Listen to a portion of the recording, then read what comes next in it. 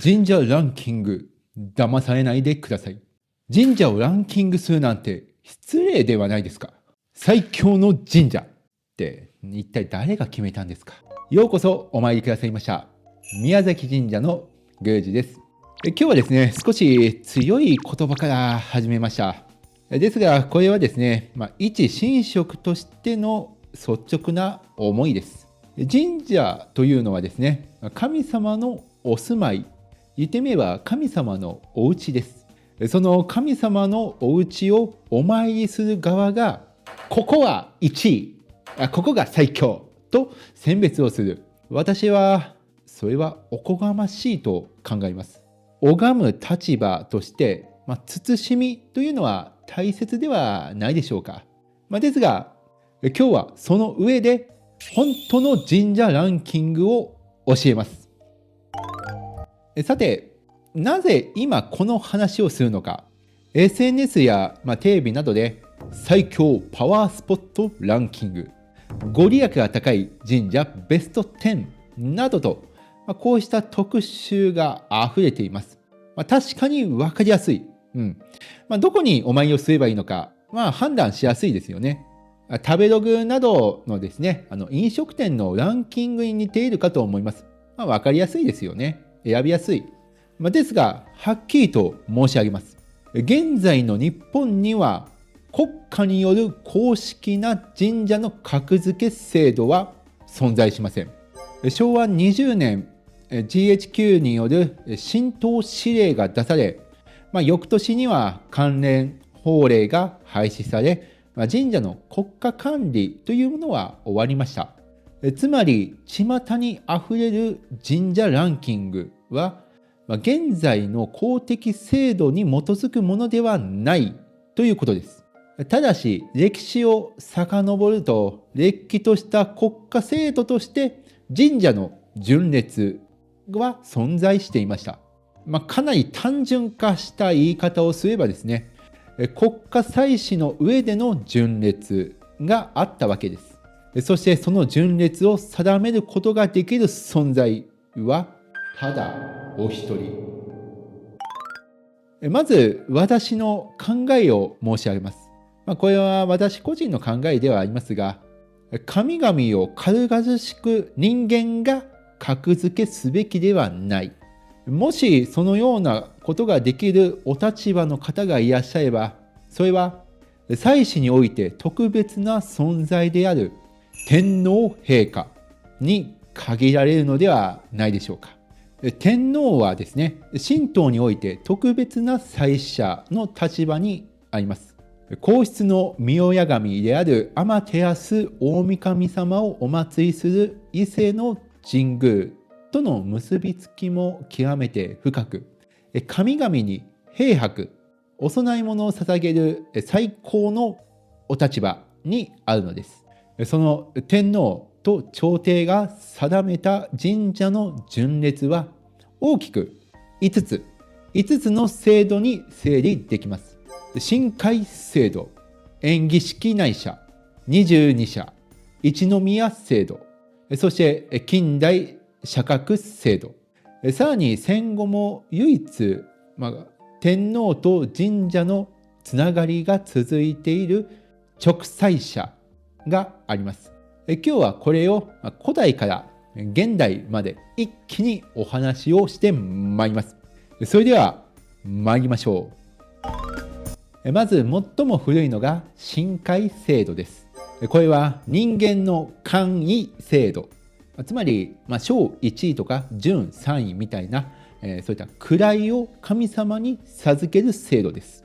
日本書紀によれば天武天皇元年、壬申の乱に際して霊言を表した神々に位を授けられた記録があります。これが神会制度の始まりとされ、その後多くの神社の神様に位、位階を授けられてきました。例えば大神神社の神様には貞観元年最高位の小1位に至ったとされております。ここで注目をしていただきたいのが、国家祭祀の秩序の中で神様にも異界が冴えてきたという、世界的にも非常に珍しい構造です。これは神道ならではの特徴と言えると思います。2つ目は演技式、式内社です。これは平安時代、後醍醐天皇の勅命で編纂され、西暦で言えば927年に完成した法聖書演技式の中に記されている国家公認の神社リストです。全国で2861社、祀られている神様の数でいうと3132座、つまり約1000年以上前にですね、国がお墨付きを与えた神社の一覧があったわけです。これらの神社はですね、4つに分類されていました。神機関から直接お供え物を受ける官兵社、これが畿内を中心に573社、地方の国司を通じて受ける国兵社が畿外に2288社、それぞれに大社、小社に分けられます。ここでですね、大事なことが一つあります。国兵社だから格が低いというわけではありません。これ単にですね、遠方の神社の場合、神職や役人が都に上京するのが大変だったという、地方の国司が代わりに届けた、これ実務上の理由とされております。地理と実務上の問題ですよね。この式内社、有名な神社や、大きな神社が記されているというわけではありません。例えば、京都の石清水八幡宮は実は式内社ではありません。一般には、国司現在社とされています。神仏集合の強い展開など、歴史的事情が背景にあると考えられております。また和歌山県の熊野那智大社も同様です。つまり有名な神社は式内社とは言えないんです。その逆もまたしかり。3つ目は22社です。これは平安時代後期に生まれた制度で、国家の重大事項や天変地異に際し、朝廷から特別なお供え物を受ける最高格の神社22社です。白河天皇の時代、永宝元年までに制度として整理され、室町時代の宝徳元年まで、なんと約400年の間、大枠が維持されました。日本史上最も長く維持されていた神社の格付け制度です。上七社、伊勢神宮、石清水八幡宮、鴨社、上賀下鴨、松尾大社、平野神社、伏見稲荷大社、春日大社、中七社、大原の神社、大神社、磯の神神宮、大大和神社、広瀬大社、竜田大社、住吉大社、下八社、日吉大社、梅宮大社、吉田神社、広田神社、八坂神社、北野天満宮、入川上神社、貴船神社。お気づきでしょうか。勘のいい方お分かりかと思います。すべて近畿地方に集中しています。ここで有名な神社入ってないんじゃないかと驚かれるかもしれません。例えば島根県の出雲大社、出雲大社、22社に入っていません。鹿島神宮も宇佐神宮も入っていません。出雲大社って最高格じゃないのと思う方もいらっしゃるでしょう。実はこれ格が低いのではなくて、距離や朝廷祭祀の実務上の事情が大きかったと考えられています。南北朝時代の公家である北畠親房も著書の中でこう書いています。諸国までは遠いので臨時の祈祷は22社に砲兵したと、つまり物理的な距離の問題だったようですね。さらにこんなエピソードもあります。平清盛が自身が崇敬している広島の厳島神社、宮島のね厳島神社をこの22社に加えようと朝廷に提案をしました。しかし、実現しませんでした。平家が滅亡したからです。平清盛の権力をもってしても変えられなかったほど、この22社の権威は重かったということでしょうかね。4つ目は一宮制度。22社が朝廷目線ならば、一宮は地方目線の格付けと言うでしょう。平安後期、各国に赴任した国司は、任命された任国内の神社を順に巡拝する義務がありました。一般にその最初に参拝をする最も有力な神社が一宮、次に二宮、三宮と呼ばれていたと説明されています。面白いのがですね、この制度、現代の地名にも残っているんです。例えば、埼玉市の大宮、これは武蔵の国の一宮、氷川神社、大いなる宮に由来していると言われております。また、愛知県の一宮市、これは尾張の国の一宮、増田神社から来ていると言われております。この一宮制度は、正式な法制度ではなくて、慣習的なものだったと言われております。なので、同じ国で複数の神社がうちが一宮ですと名乗るケースもあったそうです。あります。今現在も。5つ目は近代社格制度です。明治4年に明治政府は全国の神社を国家制度に組み込みました。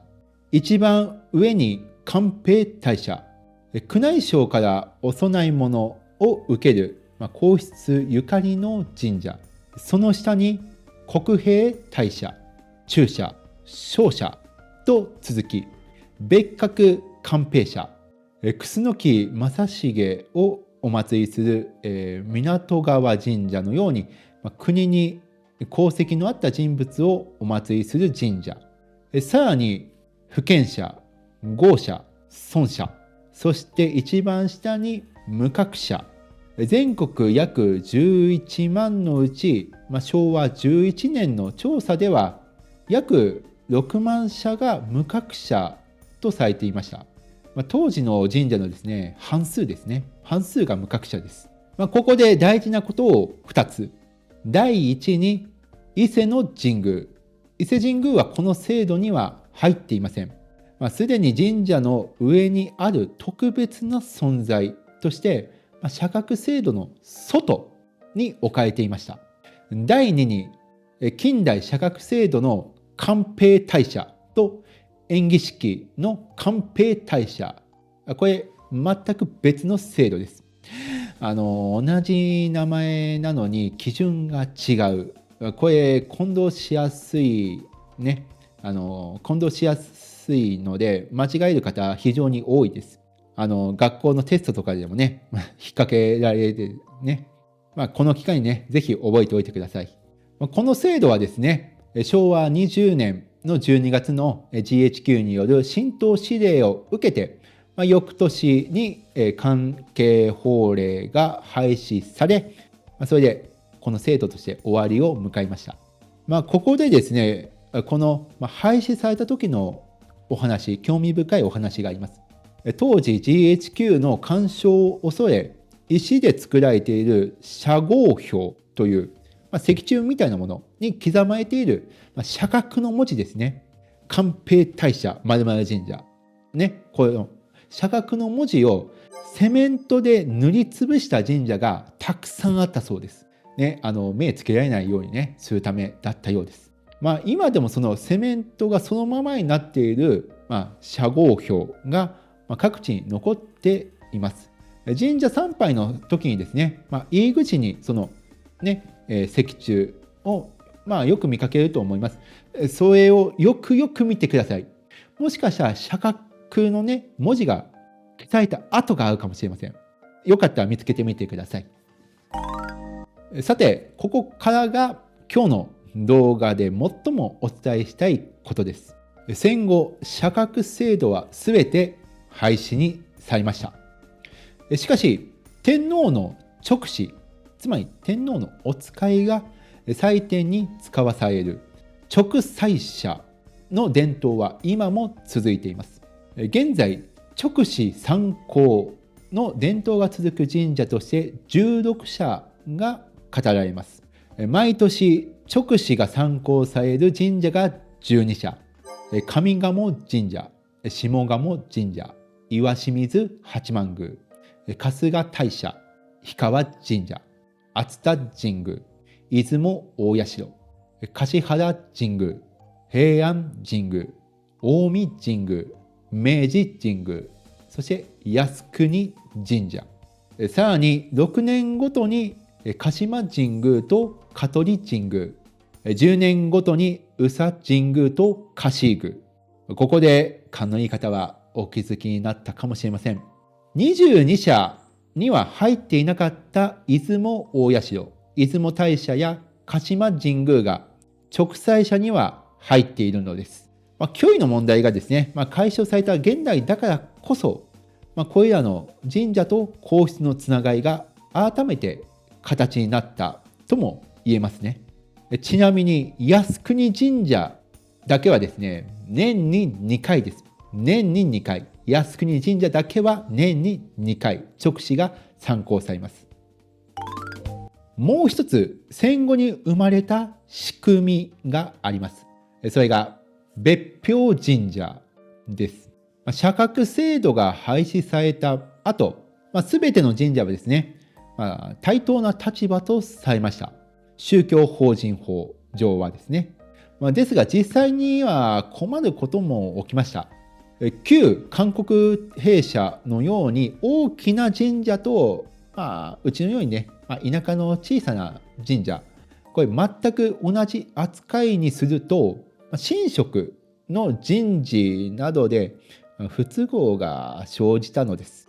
そこで神社本庁としては昭和23年別表神社という制度を設けました。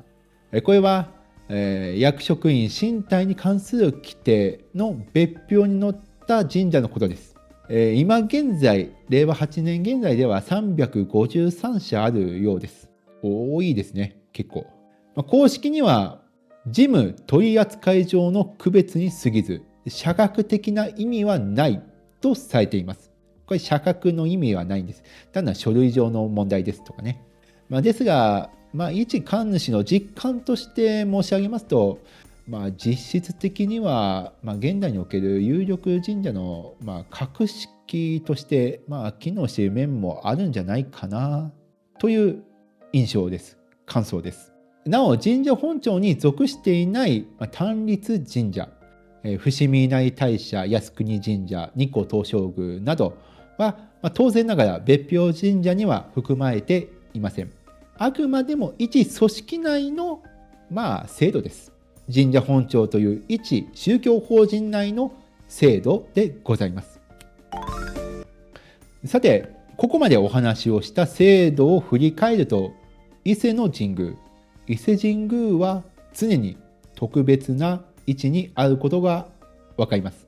22社では神7社の筆頭に列しながらも、それすら超えた別格の存在。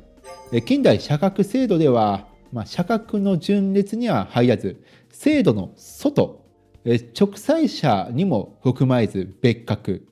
今お話をした別表神社にも含まれていません。神社本庁ではですね、伊勢の神宮を本葬として報じております。仰いでいます。さらに、伊勢の神宮、伊勢神宮の大宮司の任免についてはですね、今なお天皇陛下との特別な関係の中で行われていると言われております。つまり伊勢神宮はランキング1位ではないんです。単純な順列の中に収まらない特別な存在なんです。これが天皇と日本の神社制度の最も根本的な構造だと思います。ここでよくある疑問、誤解を3つ正していきます。まず1つ目、社格が高い神社ほどご利益がある。これは誤解です。社格は歴史や制度の問題、重みであり、ご利益云々をですね、測るものではありません。2つ目、孫社だから大したことがない。これも誤解です。ね、都会のね、大きなね、神社とね、孫社比べたら、孫社大したことないんじゃないかってそう思うかもしれません。ですが、何百年もその土地を守ってきた神様がいらっしゃるんです。大したことがない。そんなことはありません。3つ目、延喜式の寛平大社と明治の寛平大社は同じ。これも多くの方が混同しますが、全く別の制度です。これ、間違いやすい。私も学生の頃よく間違えてました。誤解しやすいんですよね。名前一緒なんでね、もうちょっとネーミング、変えてほしかったですね。最後に今日のお話をまとめましょう。1つ目、SNS のランキングは人間側の都合であり、公的根拠はありません。2つ目、歴史上の順列は天皇が定めた祭祀制度です。神会制度、延喜式、式内社、22社、一宮、近代社格制度、そして今も続く直裁社。3つ目、参拝で最も大切なのは格式ではなくご縁です。私が宮司として奉仕をしているご当社宮崎神社、近代の社格制度で言えば無格社となります。都心部の大きな神社に比べれば、小さなお宮ではございます。しかし何百年もこの地域の人々を守り見守って、そして恵みを与えてくださっている神様がいらっしゃいます。神社の格というのは、人間が決めたもの、制度が決めたものではあります。ですが、あなたと神様とのご縁は、格式とは関係なく生まれます。旅先で偶然見つけた小さなお社、毎日通う道に合う名前も知らなかった神社、そうした場所との出会いが人生を静かに変えることもあるかもしれません。もし今日の動画を見て、どの神社に行こうかなと思われている方、まずご自宅の近くの氏神様をお参りをしてみてください。いつも見かける、神社も、いつもは通り過ぎているだけだけど、今日はちょっとお参りしてみようかな。ぜひお参りをしてください。今日お話しした内容、概要欄に各制度の一覧表などを載せております。参考文献も載せております。よろしければそちらもご覧ください。皆さんは神社ランキングについてどう感じていましたか？ぜひコメントで教えてください。よろしければチャンネル登録と高評価をお願いいたします。神様とのご縁を結び、あなたの暮らしに寄り添う。今日も宮崎神社より神社や神道のことについてお話をさせていただきました。最後までご視聴ありがとうございました。それでは本日はこの辺りで、皆様本日もようこそお参りくださいました。良いお参りを。